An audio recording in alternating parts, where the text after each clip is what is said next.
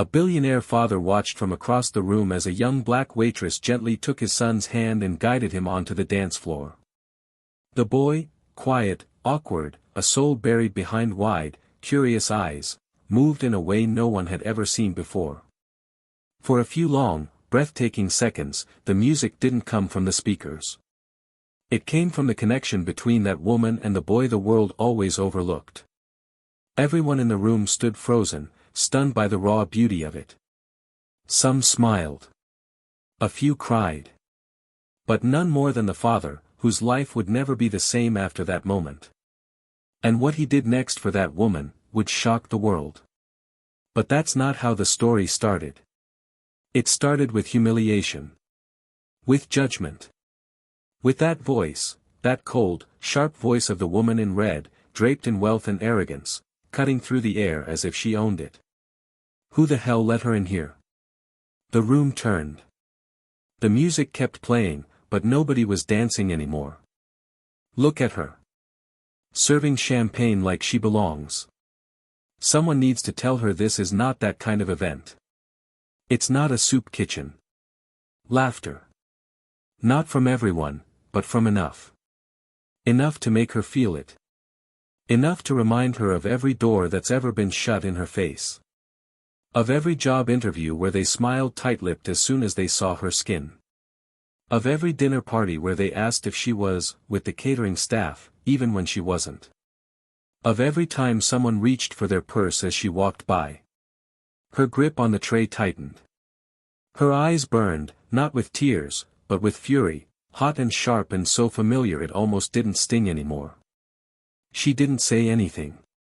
She just lowered her eyes and kept moving, disappearing into the crowd like a shadow that no one wanted to admit was there.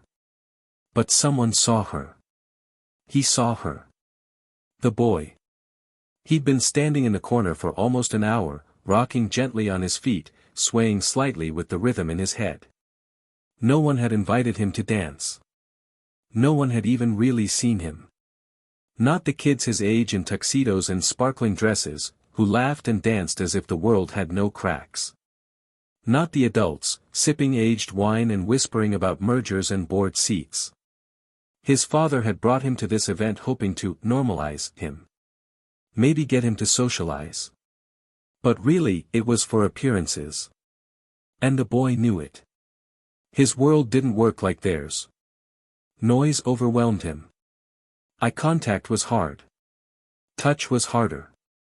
But music lived in him. When it played, it quieted the chaos. It gave him shape. And though his body didn't always respond the way he wanted, the need to move, to feel, to belong, was always there. So when she approached, gently, without a trace of pity in her eyes, only something deep and human and kind, it was like someone had turned a key inside his chest. She knelt beside him and whispered something he'd remember forever. "Wanna dance?" He stared at her. For a second. 2. Then he nodded. She didn't take him to the center of the floor. She didn't make a scene. She let him lead. Slowly, with one hand on his shoulder and the other in his palm, she let him feel the music through her movements. He stumbled once. She steadied him. He laughed. She smiled. He spun. She followed. And with every step, the room that had laughed just moments earlier began to fall quiet. It wasn't just the fact that he was dancing. It was how he was dancing, with joy, with freedom, with someone who saw his heart before she saw his diagnosis. And that's when his father looked up from across the room. For years, he'd seen his son as a problem to solve. A PR issue. A source of pain he tried to hide behind yachts and charity galas. He never expected to see him like this, eyes alive, body moving, happy. And the person responsible? The same woman who just minutes ago was mocked, belittled, treated like nothing. She had given his son more than any doctor, therapist, or specialist ever had.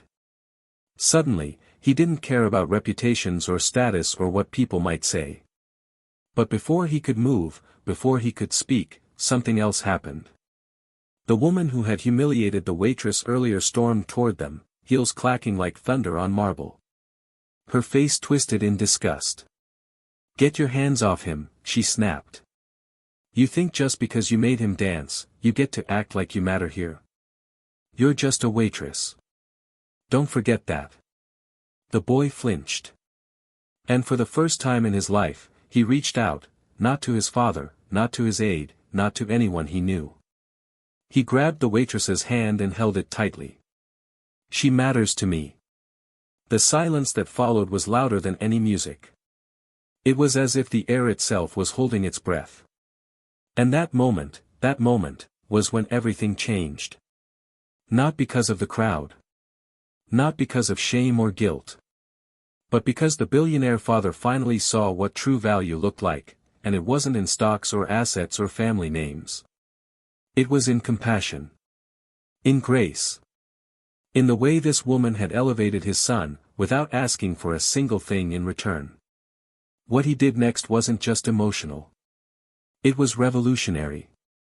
It was a statement heard across the industry, across the press, across the country. And it would change her life forever. But here's the question no one saw coming. Why did he choose her? What secret did he uncover after that dance that made him give up more than just money? And when the media swarmed, when the headlines exploded, and when the truth came out, would she be ready for the world to know everything? Stay with us. You don't want to miss what happens next. Before we begin this powerful story, we want to take a moment to say something important. To every black viewer watching this video right now, your life, your dignity, and your story matter. Here on Plow of Twist, we stand firmly against all forms of racism and discrimination. This is a space where your truth is respected and your voice is heard.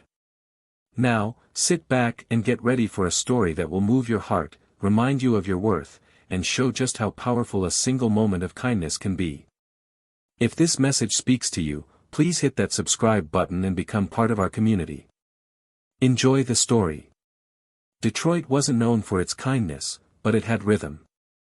From the echo of Motown history vibrating through empty lots to the faded jazz bars with crooked neon signs, the city carried a melody stitched from struggle and survival. For many, it was a place you passed through on the way to somewhere better. For others, it was home. For Aaliyah, it was both, a place she was bound to by blood, hardship, and an ache that wouldn't let her leave. At 28, Aaliyah James knew how to disappear in plain sight. Working double shifts at the Glass Willow, an upscale events venue tucked into the gentrified edge of downtown Detroit, she'd mastered the art of invisibility. Polished tray in hand, uniform crisp, smile measured just enough to be polite but never warm, she drifted through black-tie crowds like smoke through a keyhole. She wasn't new to this. Since 17, Aaliyah had been hustling, restaurants, hotel banquets, weddings, corporate fundraisers, learning how to walk on aching feet and ignore the way people looked through her. Her dreams of becoming a dancer had been boxed up and pushed to the back of her mind years ago, wrapped in layers of obligation and unpaid bills. What she hadn't buried, though, was her instinct to feel people's energy. And she felt it everywhere, loneliness dressed in luxury, pain hiding behind wine glasses, arrogance draped in designer gowns. It clung to these events like perfume.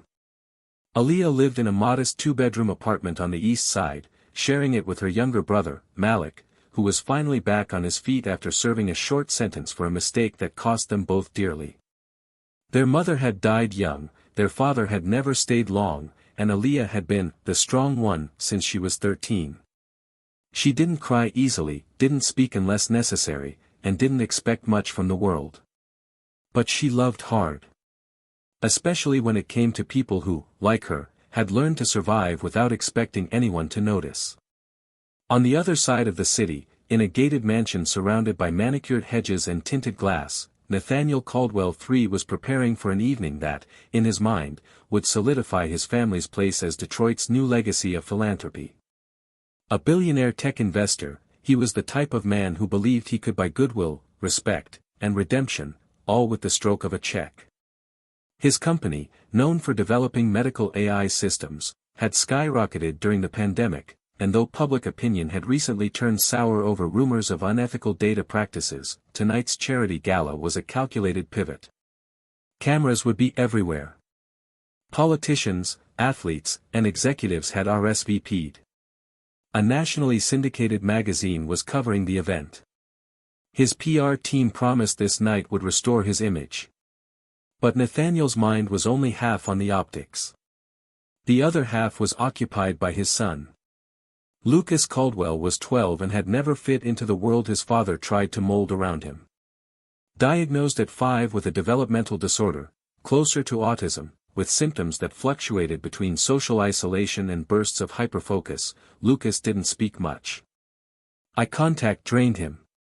Loud places sent him spiraling. Yet, within the solitude of his mind, Lucas had a love for rhythm so deep it pulsed through his fingers, his toes, even when he sat still. He would spend hours alone in his room replaying old videos of dance performances, ballet, hip-hop, modern. He couldn't always replicate the movements, but he studied them like sacred rituals, absorbing the language of the body in a world that refused to speak his.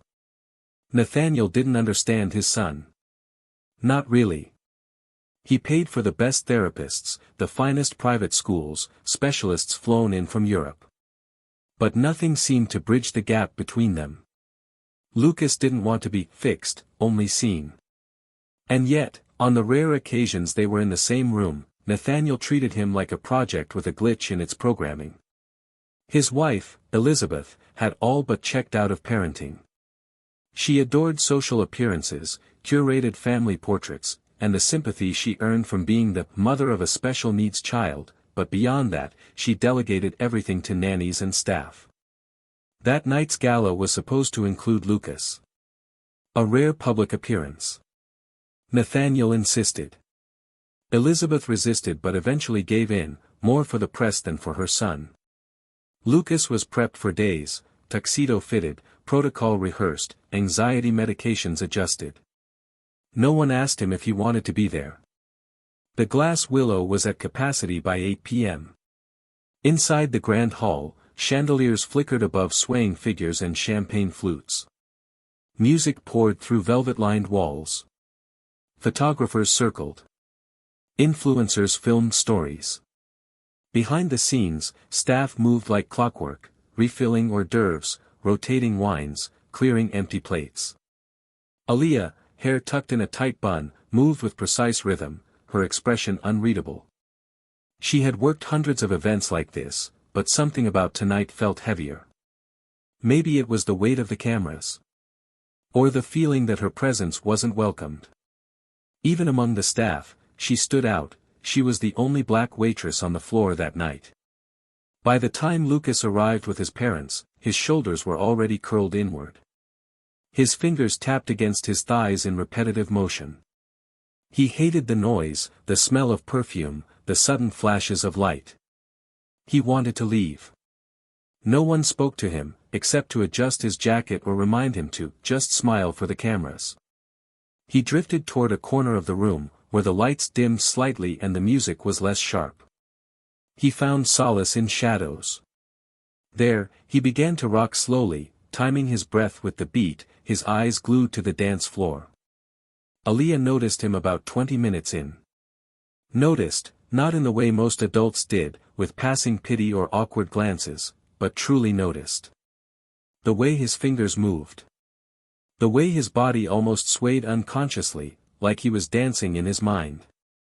Something about him reminded her of Malik when they were younger. Of herself, even. Wanting to move but never being allowed to take up space. She didn't approach right away. She kept serving, observing him during every pass, making sure he was safe, unbothered. Then came the moment. Elizabeth Caldwell, always the star of every social circle she graced, spotted Aaliyah serving near her group of guests. With a flute of champagne in hand and venom in her voice, she leaned in and made a comment that wasn't whispered nearly enough. "Isn't it cute how they're letting the help pretend to be part of the decor tonight?" A forced chuckle rippled through the group.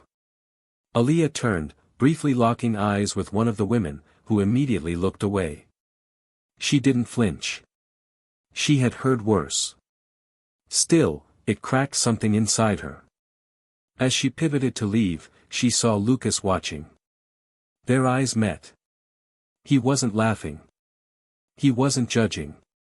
Just observing. Quietly. Like he saw everything. She made a choice.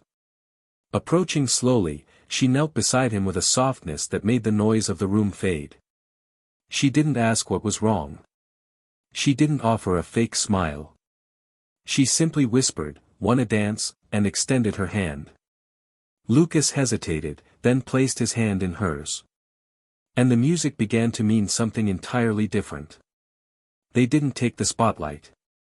They stayed near the edges. Aaliyah moved with grace, guiding him gently, matching his rhythm instead of forcing him into hers. Lucas followed, slowly at first, then with more certainty. A step. A turn. A laugh, a real one. A small crowd began to notice. Not the whole room. Not yet. But a few. And among them stood Nathaniel, frozen, watching his son express a freedom he'd never seen. But the story wasn't about the father. Not yet. It was about the woman who gave his son a moment the world never would have offered him. And what the world would give her in return, would be entirely unexpected. The dance only lasted a few minutes, but the ripple it created traveled far deeper than anyone in that grand ballroom could have imagined. As Aaliyah guided Lucas gently through the rhythm, her movements subtle and in sync with his tentative steps, a hush had fallen over the side of the room closest to them. The elegance of it, the truth of it, was magnetic in a place that had been built on appearances and pretense. But just as quickly as the moment blossomed, it was shattered, not by Lucas, who clung to it as if it were a breath of oxygen, but by the world around them that didn't know how to handle something real. After the dance, Aaliyah quietly returned to her duties.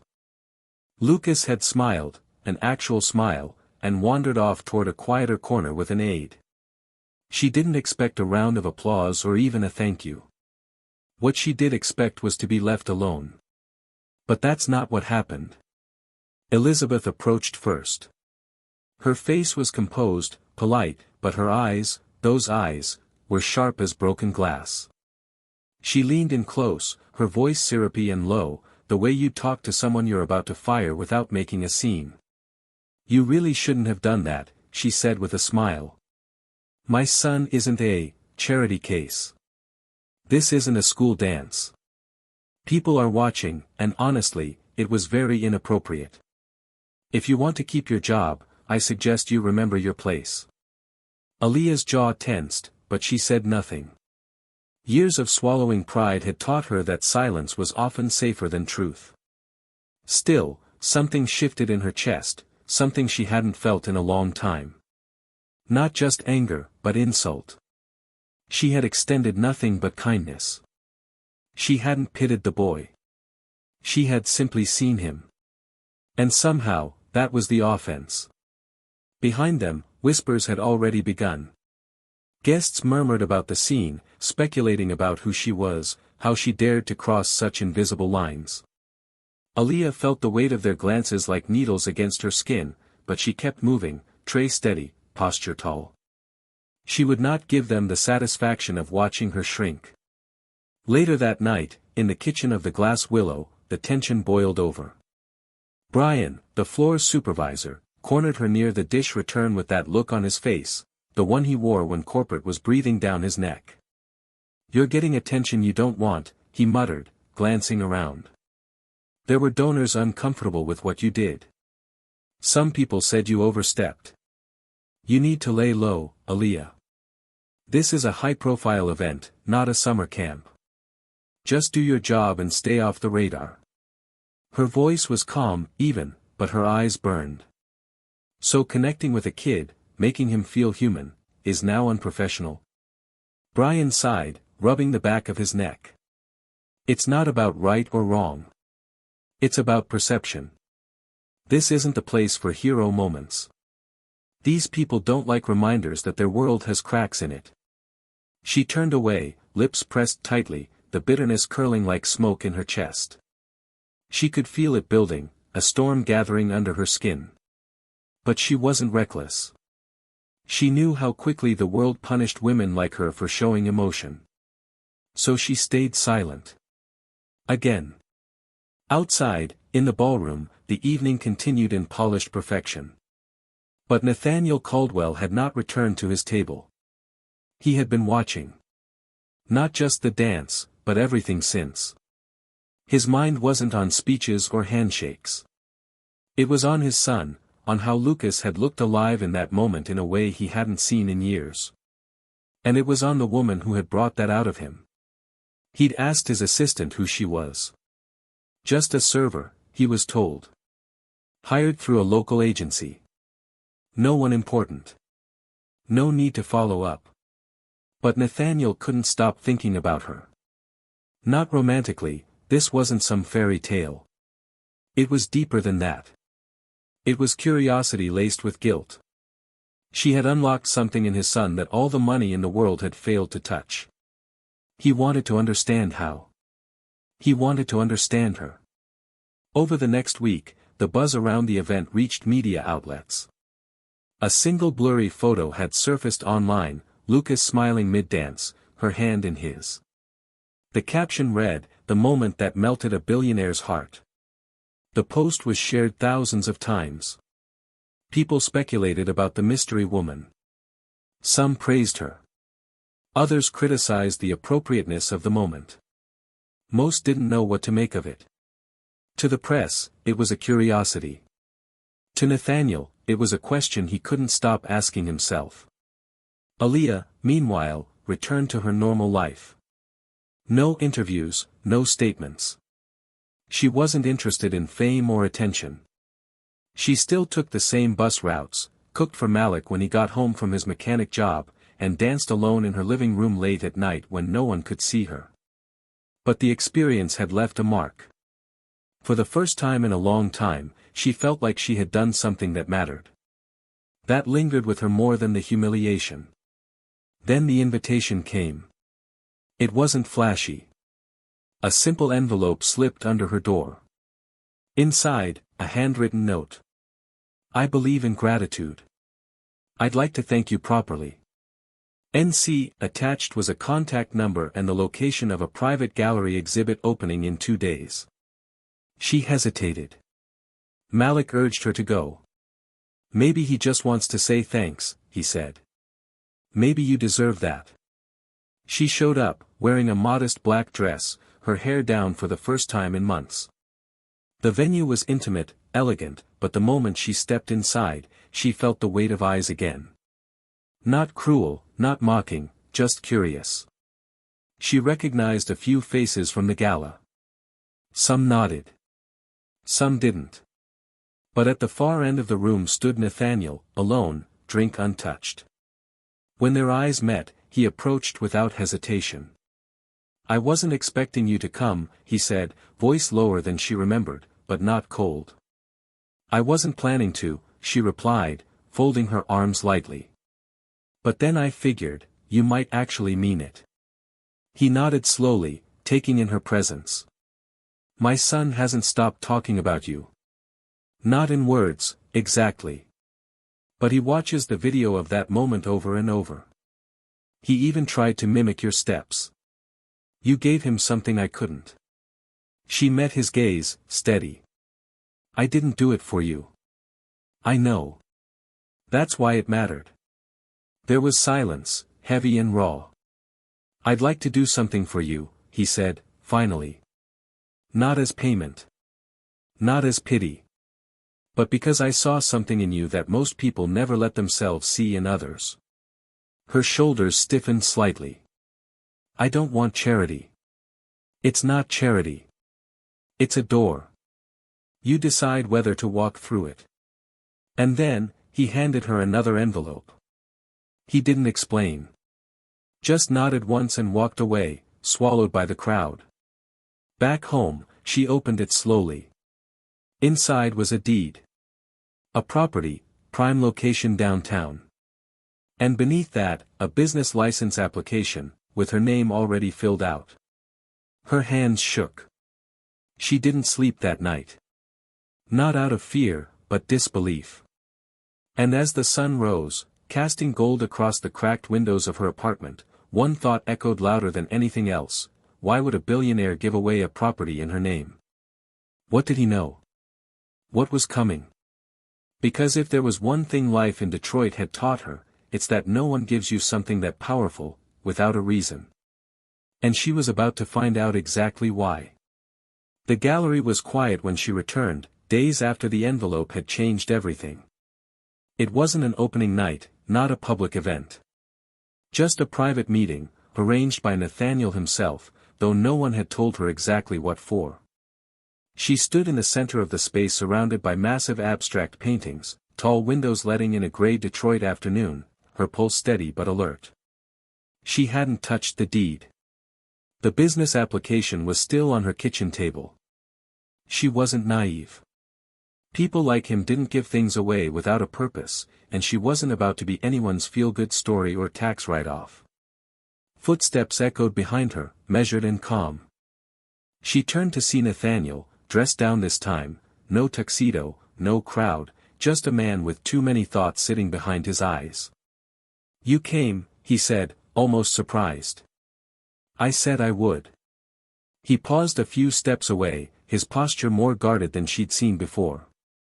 "I didn't want to send that to you by mail.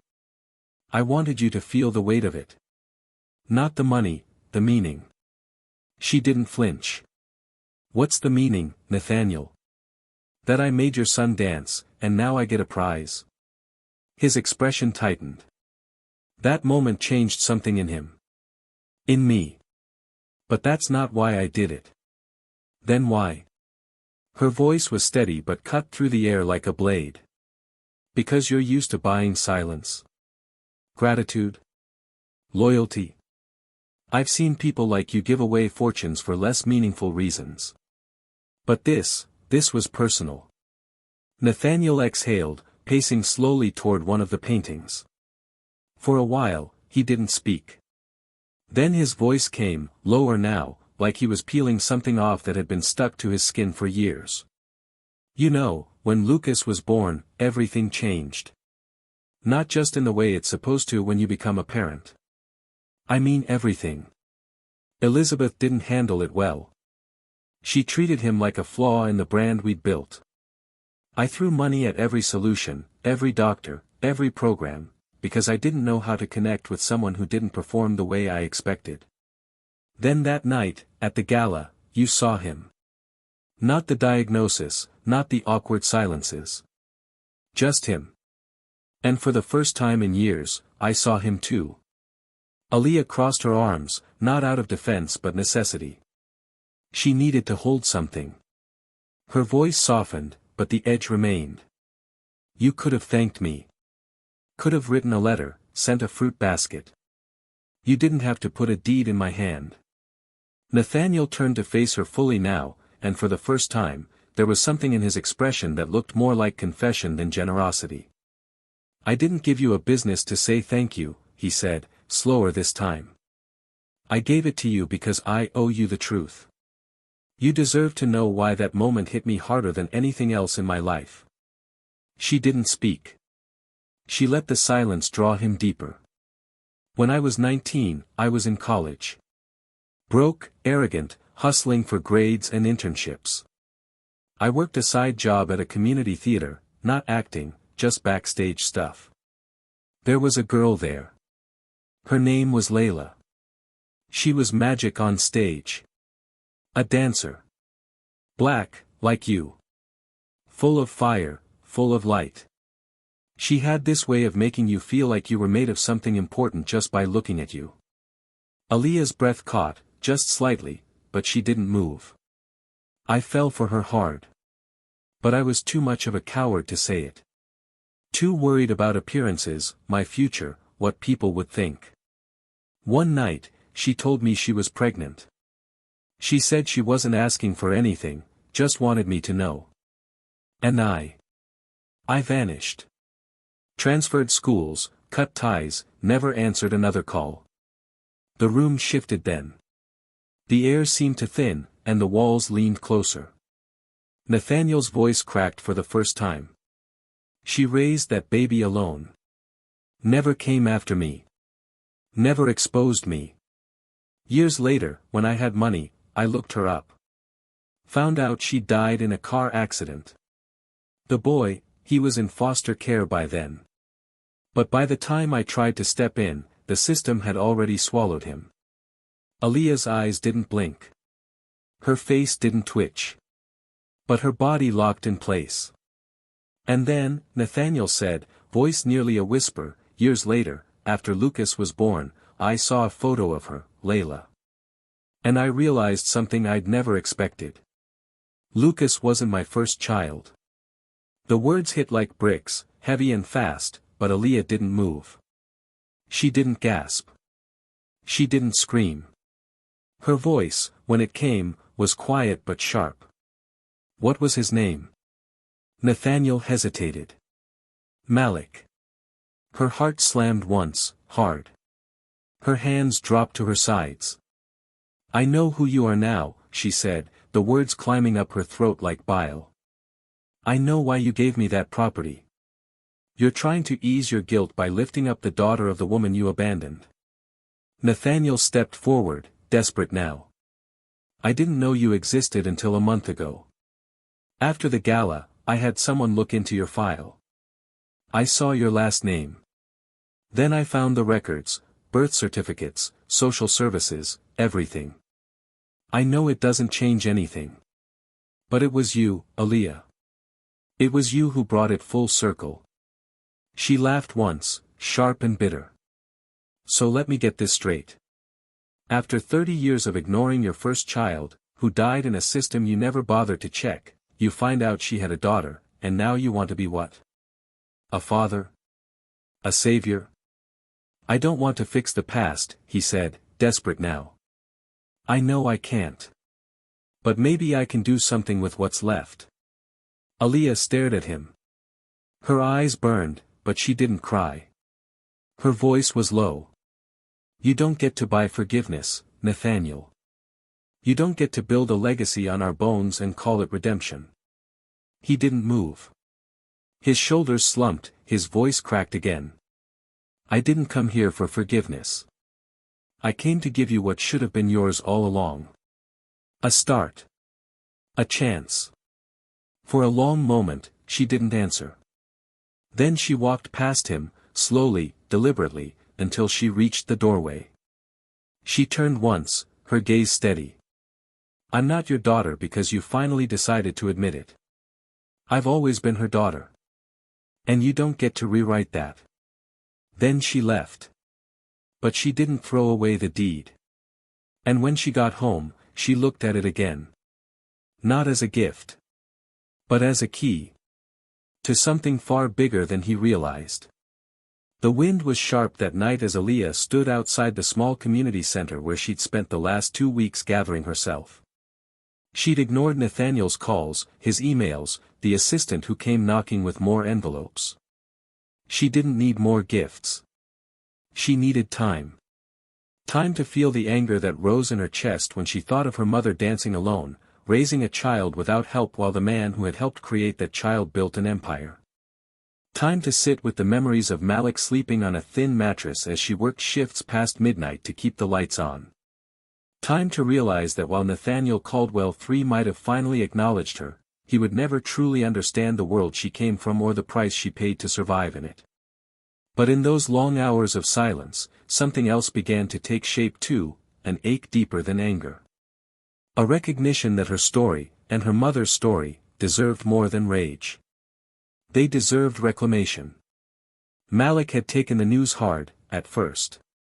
Not that Nathaniel was his biological grandfather, that fact barely registered to him. It was the weight of their mother's past coming back, the idea that someone had left her alone in the world and still walked free in their power and privilege. Malik didn't trust it. He warned Aaliyah that whatever game Nathaniel was playing, it wasn't finished. But even he couldn't deny that something inside her was shifting. Not softening, but awakening. She wasn't the same woman from the gala. And she wasn't the waitress anymore. The turning point came the day a letter arrived, not from Nathaniel, but from Lucas. Written in shaky but determined handwriting, the note was short. No signature. No formal greeting. Just one sentence. You made me feel like I belonged. Aaliyah sat on the edge of her bed for a long time after reading it, the paper trembling slightly in her hand. Lucas didn't know the history, the betrayals, the bloodlines. All he knew was the moment. The dance. The feeling of being seen. And for that alone, she owed him something more than silence. So when she showed up at Nathaniel's office unannounced, she was ready, not for confrontation, but for clarity. His assistant looked startled, scrambling to buzz her in as she stood in a black coat, chin high, eyes unreadable. Nathaniel was in the middle of a meeting, but when he saw her through the glass, he stood so fast his chair rolled back into the wall. He met her at the door. "Come in," he said, voice low. "Please." Inside, the room was all clean lines and quiet wealth, mahogany, leather, floor-to-ceiling windows overlooking the river. But Aaliyah didn't sit. She stood near the center, eyes never leaving his. "You said you weren't trying to rewrite anything," she began, her tone flat but controlled. "But you showed up with deeds and proposals like I was supposed to be grateful you remembered I existed. You don't know anything about me. You didn't even know about me." Nathaniel nodded slowly. "That's true. And I'll never stop regretting it." She stepped forward. "I'm not here to talk about regrets. I'm here to make one thing clear. If I choose to build something with what you gave me, it won't be in your name. It won't be part of your redemption arc. This isn't about legacy. This is about justice. My mother's justice. Mine. Malik's." He swallowed hard, folding his hands as if steadying himself. "I understand." "No, you don't," she snapped, and the room shifted. "You don't understand what it means to grow up holding your breath. You don't understand what it means to walk into rooms knowing you're already dismissed. You can't. But you can listen. You can stop trying to own the narrative. And you can step back." He looked at her for a long time. Then, quietly, "What do you want me to do?" She let the silence settle between them before answering. "I want you to tell the truth." His eyes lifted, questioning. Publicly, she added. "I want you to say her name. Layla James. I want you to acknowledge what you did, not just to her, but to the son she raised alone. I want people to know that before you were a billionaire, you were a boy who made a choice and walked away from the cost of it." His shoulders tensed. "That would destroy me. My brand. My family. Your brand doesn't matter to me," she cut in. "Neither does your reputation. You gave me a building. Now I'm asking for something real." He looked away, jaw tight, breathing uneven. She stepped closer. "You want to do something with what's left. Start by honoring what you broke." He nodded slowly, then looked back at her. "I'll do it." The words came with weight, but not hesitation. She studied him. "And I want full ownership of the space. My name. Not yours." He didn't blink. "It's yours." The deal was made, not in contracts, but in conscience. Weeks passed. The announcement was quiet but visible. A press release written not by PR handlers, but by Nathaniel himself, detailing the story he had long buried. A video followed, his face unscripted, voice raw, eyes heavier than they'd ever been. "I failed someone who gave me nothing but truth," he said.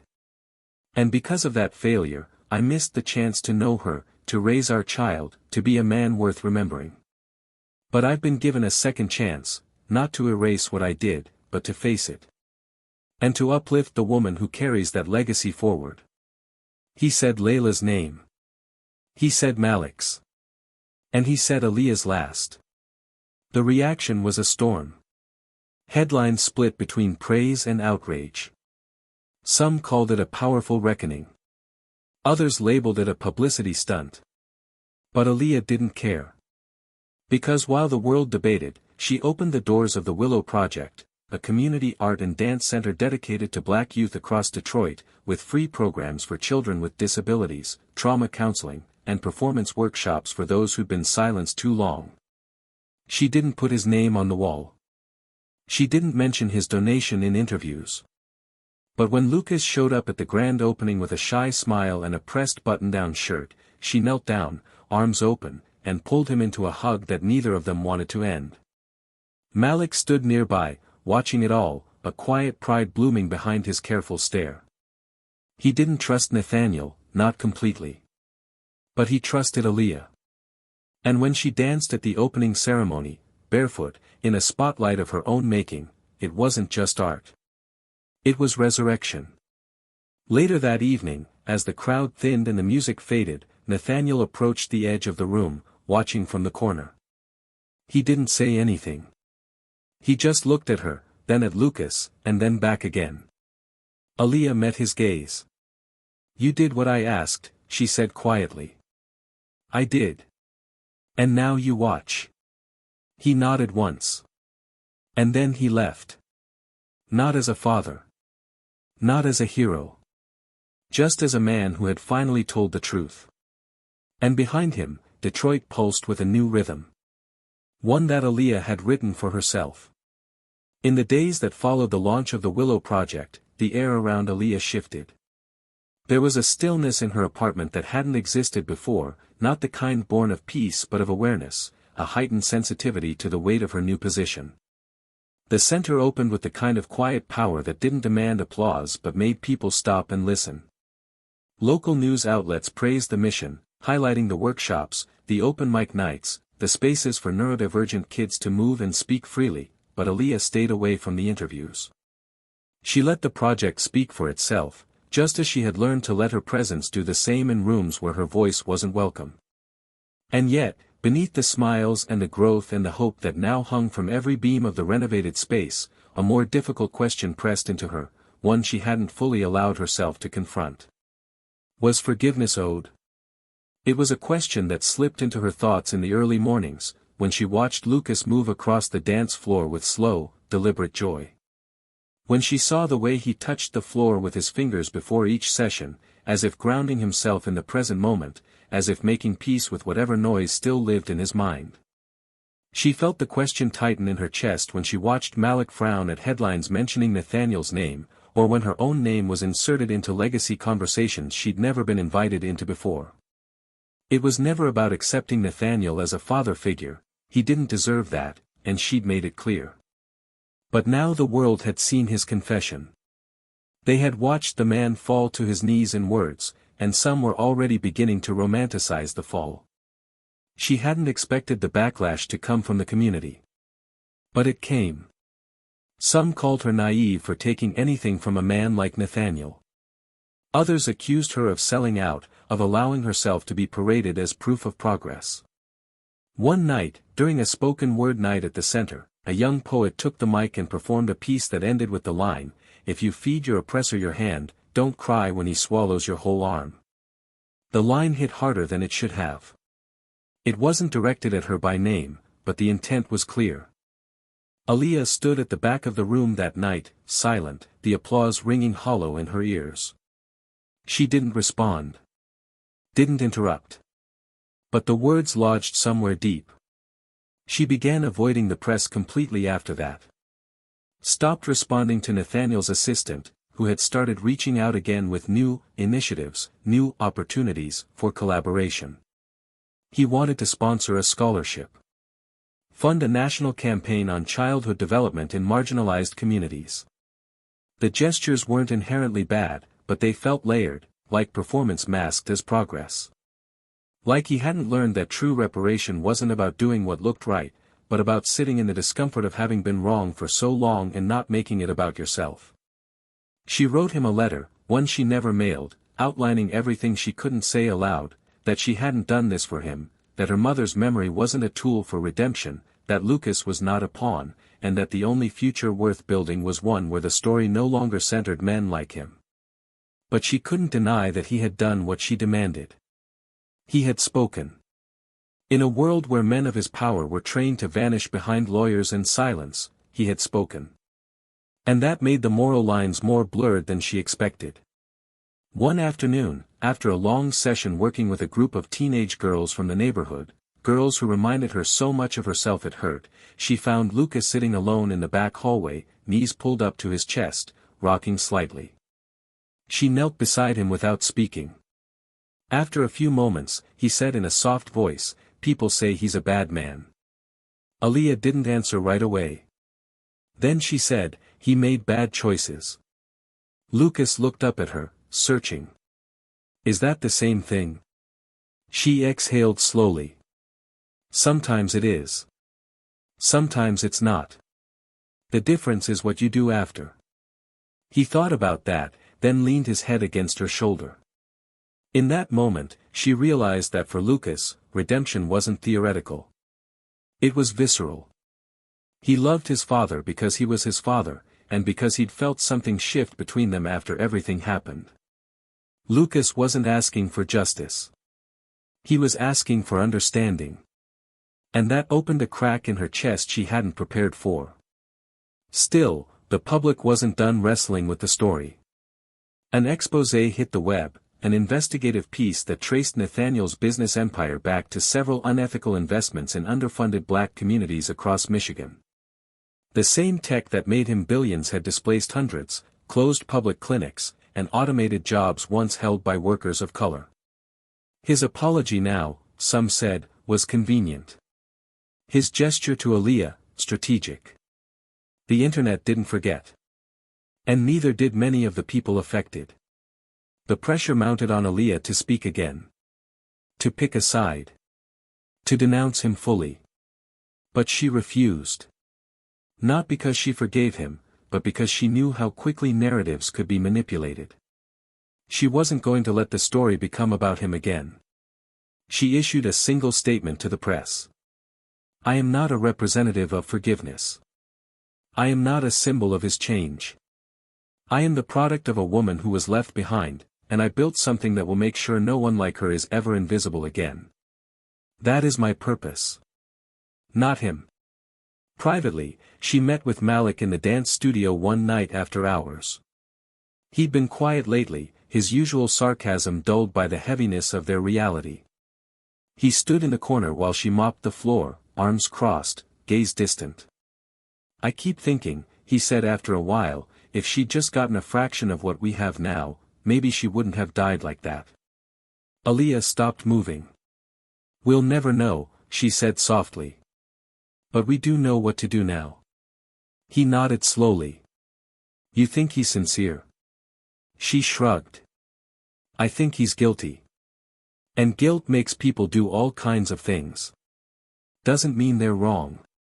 Just means they're incomplete." Malik looked at her, really looked at her, and then gave a small smile. "You're scary when you talk like that. Like you've already seen 20 steps ahead." She smiled back, tired but firm. "I'm trying to stay human. That's all." They stood there for a long time in silence. No resolution. No final answer. Just the weight of what they carried and the clarity of what they'd built. And as the Willow Project prepared for its first full-year funding cycle, with applications pouring in and young artists lining up at the doors each morning, Aaliyah remained steady in her choice. She didn't absolve. She didn't endorse. She acted. And somewhere in a quiet office, Nathaniel Caldwell sat alone at his desk, watching a video on his phone, one of Aaliyah performing at the center's first showcase. Her body moved with purpose, her face unreadable, her presence undeniable.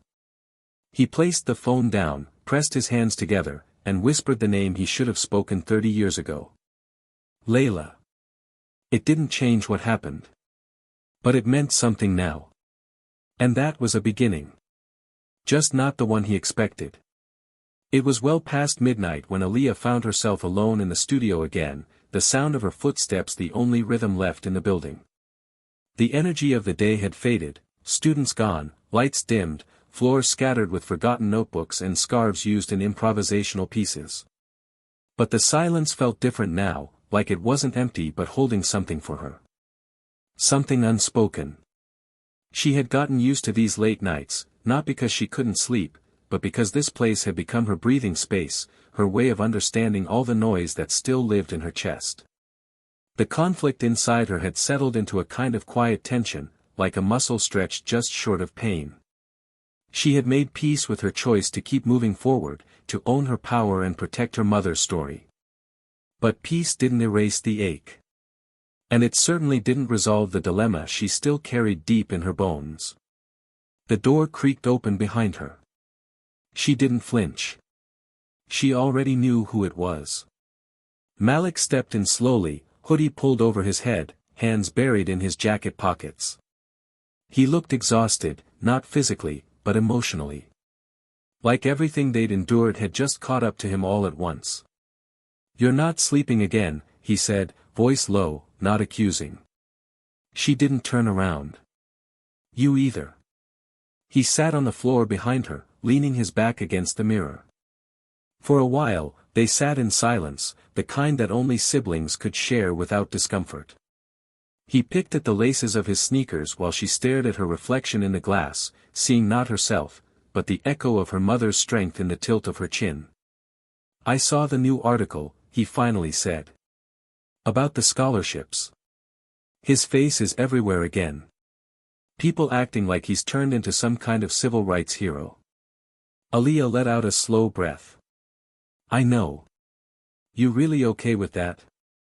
She didn't answer right away. Then she said, "I'm not okay with it. But I'm not trying to stop it either. That's not my job." Malik scoffed. "Feels like we're letting him win." "No," she said, turning to face him. "We're not letting him win. We're just not giving him the power to define what winning means." Malik looked up at her, brows furrowed. "You ever wish he hadn't come back into the picture?" Aaliyah walked toward him slowly, then sat down across from him, her knees folded under her. "Every day. But I also think, maybe I needed to see the full story. Not just the version I carried in my head all my life." He stared at her. "What do you mean?" "I mean, I hated him. For what he did to Mom. For what he didn't do for us. But part of me built my strength out of that hate. I wrapped it around me like armor. And now that he's here, I'm realizing that my strength never came from him. Or from what he did. It came from surviving without him. From Mom. From you. From every decision I made when I had nothing." Malik didn't respond for a long time. Then he said, "You think he really feels guilt? Or is it just performance?" "I think he's drowning in guilt," she said quietly. "But guilt's easy. Accountability is harder." Malik nodded. "And forgiveness?" She sighed. "That's the hardest of all." They sat like that for a while longer, the air thick with unspoken grief and hard-earned wisdom. Then Malik shifted forward, resting his elbows on his knees. "You know what I keep thinking about," he said. "That night Mom left for her last shift. She had this look on her face. Like she was tired of being tired. I didn't understand it then, but I see it now. And I wonder what she'd say if she saw all this." Aaliyah smiled softly. "She'd say, make sure your name's on the damn building, not his." They both laughed, a quiet release, before Malik's face turned serious again. "She'd be proud of you, you know." "I hope so," Aaliyah whispered. The next morning, Aaliyah met with her board for the first quarterly planning session. The room was filled with local leaders, teachers, artists, social workers, all people she'd personally chosen because they understood the weight of community not just in theory but in practice. They discussed budgets, outreach, expansion plans. The energy was electric. But as they wrapped up, one of the older women at the table, Miss Elaine, a former principal from the neighborhood, looked at her with eyes that had seen too much to be easily impressed. "You've built something beautiful," she said. "But be careful, baby. Power don't change people. It reveals them." Aaliyah nodded, that line landing deep in her chest. She understood what Miss Elaine was saying. That even in doing good, you could lose yourself if you weren't careful. Especially when the world wanted to turn your pain into spectacle. Especially when the man you once despised was still watching from the shadows, waiting to be part of something that never really belonged to him. That evening, Aaliyah received an invitation. Not from Nathaniel this time, but from the state governor's office. They wanted to honor her at a public ceremony, recognize her for her leadership in community transformation. The letter used words like trailblazer, legacy, impact. But what caught her breath wasn't the honor. It was the guest list. Nathaniel Caldwell's name was right at the top. She sat with the letter for a long time, heart steady, thoughts racing. She didn't need recognition. And she didn't need to share another stage with a man whose presence still complicated everything she stood for. But maybe this wasn't about him anymore. Maybe this was about reclaiming every space that had once been closed to people like her. The next day, she called the governor's office. "I'll accept," she said. "But only under one condition." They asked what it was. No speeches from him. No photo ops. This isn't his story. They hesitated, but eventually agreed. At the ceremony, Aaliyah stood on stage in a deep red suit, her head held high. The room was filled with applause, with media, with cameras that she no longer feared. She spoke clearly, firmly, unapologetically. "We are not here because someone gave us a chance," she said. "We are here because we took it. We created it. We demanded it. And now, we protect it. Not for attention. Not for headlines. But because we know what it costs to be invisible." She looked into the crowd and saw Nathaniel near the back, sitting quietly, not clapping, not smiling, just watching. She met his gaze for a split second, then turned away. And in that moment, she understood something she hadn't before. That justice wasn't always loud. Sometimes it was choosing not to look back. Choosing to keep walking forward even when the past followed like a shadow. That night, back at the Willow Project, she unlocked the front doors and walked through the main hallway, lights off, moonlight casting patterns across the walls. She paused at the mural painted near the entrance, a portrait of Layla, surrounded by silhouettes of dancers, flames in their feet, wings on their backs. She placed her hand against the wall, closed her eyes, and breathed deep. She was no longer fighting to be seen. She was building a world where others didn't have to fight at all. And the story wasn't over. Not yet. But it finally belonged to her. Spring came late that year in Detroit, dragging its feet like a weary soul trying to find its place again. The ice melted in slow drips off the roof of the Willow Project, forming little rivers along the sidewalk that carried the dirt and salt of winter away. Inside the center, the energy shifted with the change of season. Students spoke louder, laughed easier, danced freer. The programs had expanded, new mentors brought in from across the city, and the waiting list to enroll grew longer by the week. Aaliyah moved through the space with a quiet force, focused not on celebration but on structure. She knew better than to mistake momentum for permanence. You could build something beautiful and still lose it if you stopped paying attention to the cracks. But cracks weren't always external. Sometimes they started within.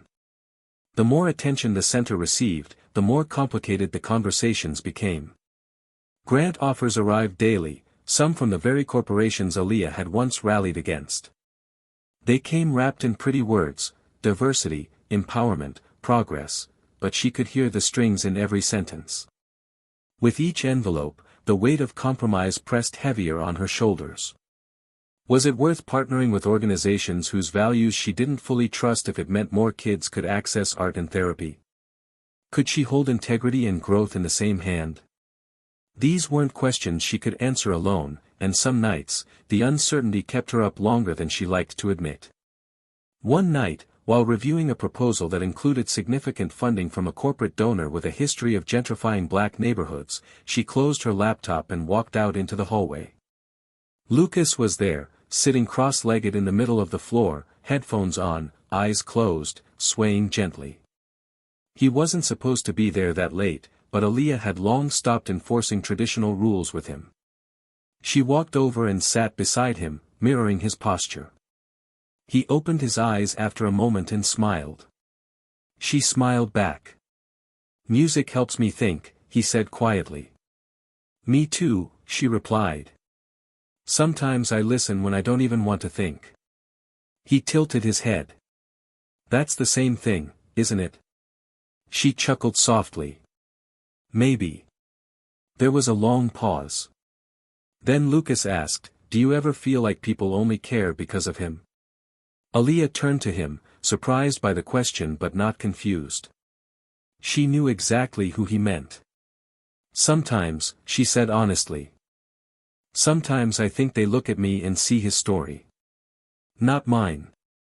"Do you hate him?" She looked away for a moment, gathering her thoughts like scattered leaves.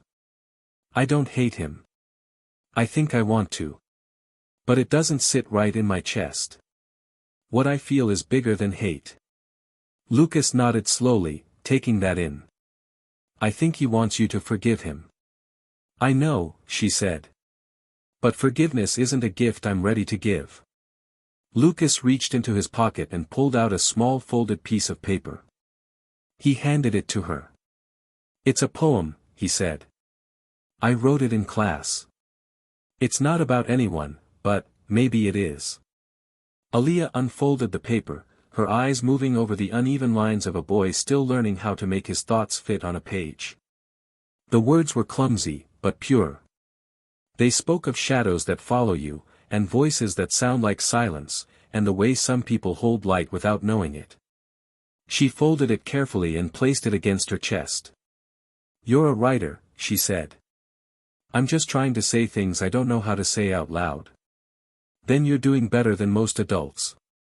He smiled again, leaned his head gently against her shoulder, and for a few minutes, they just sat there, saying nothing, listening to music that only they could hear.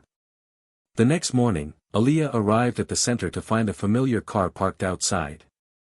Nathaniel was waiting, standing near the steps with his hands clasped, looking both out of place and uncertain, as if unsure whether to stay or walk away. She didn't speak until she was a few feet from the door. "You know you don't have to come here," she said evenly. He nodded. "I know.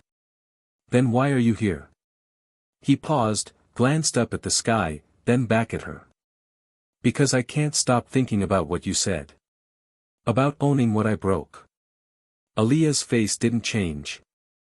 "I've been trying to fix things in all the wrong ways," he continued. "Throwing money at guilt. Apologizing in press releases.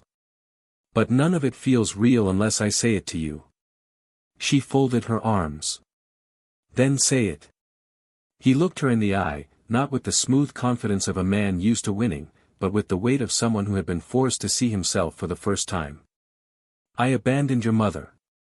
I chose silence when I should have chosen responsibility. I lived my life pretending that chapter didn't exist. And because of that, I missed knowing you. I missed knowing my grandson. I missed the chance to be a man worth remembering." Her throat tightened, but she didn't let it show. "And now?" she asked. "Now I'm just trying to tell the truth. Even if it doesn't change anything." Aaliyah let the silence stretch between them, heavy with things neither of them could undo. Finally, she said, "Truth matters. But so does timing. You don't get to skip the consequences just because you finally found the words." "I'm not asking for anything," he said quickly. "I just wanted to say it to your face. Without cameras. Without conditions." She studied him. "You have a lot of power. Use it better." He nodded, took a small step back. "If you ever want to talk, outside of all this, I'm here." She didn't respond. Just watched as he walked away, the weight of 30 years trailing behind him like a shadow that never learned how to shrink. Later that week, she stood in the main auditorium of the center, watching the students rehearse for their spring showcase. Malik was helping set up the lighting rig, cracking jokes with the stage crew. Lucas sat off to the side, notebook in hand, muttering lines to himself under his breath. Everything felt both ordinary and extraordinary, the way transformation often does when it's born from something that nearly broke you. As the lights dimmed and the music started, Aaliyah sat alone in the front row, hands clasped together, eyes wide open. She wasn't looking for a miracle. She wasn't waiting for closure. What she felt was something stronger. Control. Not over people. Not over the past. But over the story. Her story. And it was still being written. The auditorium erupted into applause, echoing through the high ceilings and bouncing off the wooden floors like waves of thunder. The spring showcase had come to an end, and the crowd had risen to its feet, not just out of politeness, but because something had shifted in them. They had witnessed more than choreography, more than rhythm. They had watched liberation unfold on a stage built by hands that had once only served behind curtains. Aaliyah stood at the edge of the spotlight, not in front of it, allowing her students to take their bows. Her heart pounded, not from nerves, but from something deeper. Fulfillment. And for the first time in her life, she didn't feel like she was fighting for space. She was the space. After the lights dimmed and the crowd began to clear, she walked to the back of the stage where Lucas sat beside his notebook, staring at the pages like they were maps to somewhere only he could go. He looked up when she approached, and without hesitation, handed her a folded sheet. It was another poem, one that had been rewritten 3 times, he said. She opened it gently and read the final lines aloud, the only sound in the empty room. Sometimes love is just letting someone stand in the light. Even if it burns your shadow away. Her voice cracked slightly, and Lucas smiled the way only he could, shy, small, but full of something powerful. That boy, once hidden in the corners of silent rooms, had found not just voice, but audience. He had learned how to be seen.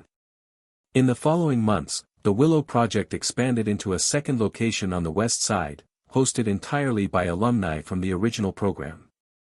Malik stepped into the role of Director of Operations, bringing his lived wisdom and quiet discipline into a space that needed real leadership.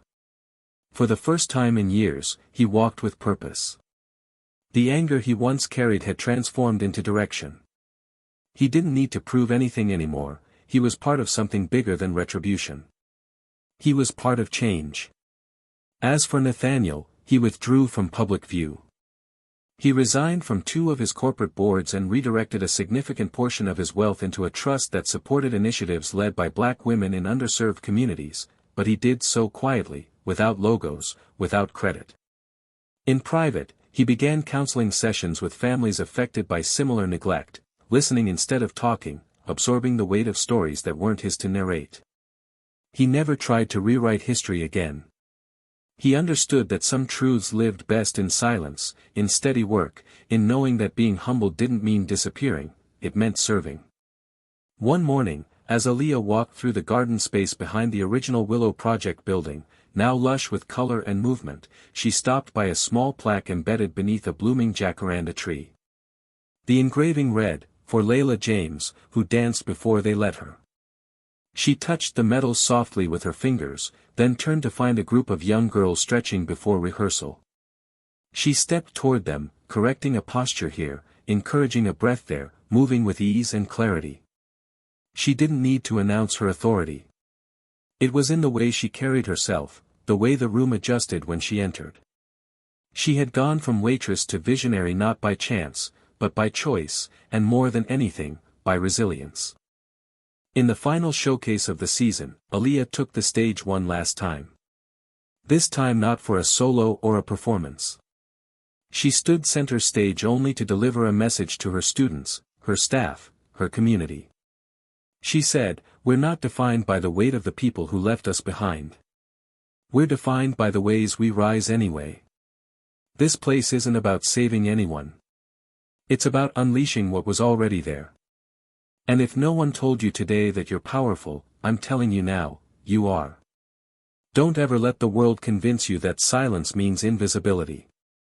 We are loud in how we love. Loud in how we move. Loud in how we take back what's ours. The standing ovation didn't come from applause. It came from tears. From nods. From people who finally felt seen.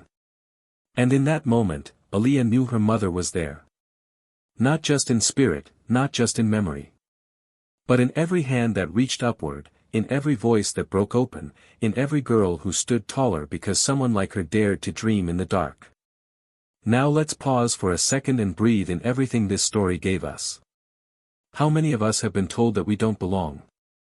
That the rooms we walk into aren't made for us? That our history is too complicated to be heard, our pain too uncomfortable to be acknowledged? How many of us have been asked to forgive before we even finished healing? This story wasn't just about justice. It was about inheritance. About how the wounds of the past can stretch across generations, and how healing can, too. Aaliyah didn't find peace in an apology. She found power in building something that couldn't be taken from her. Malik found purpose not in revenge, but in contribution. And Nathaniel, he found that sometimes the most redemptive thing you can do is step aside and let someone else lead. So now I ask you, the one listening right now, what are you building? What pain are you turning into purpose? Who do you still need to speak the truth to?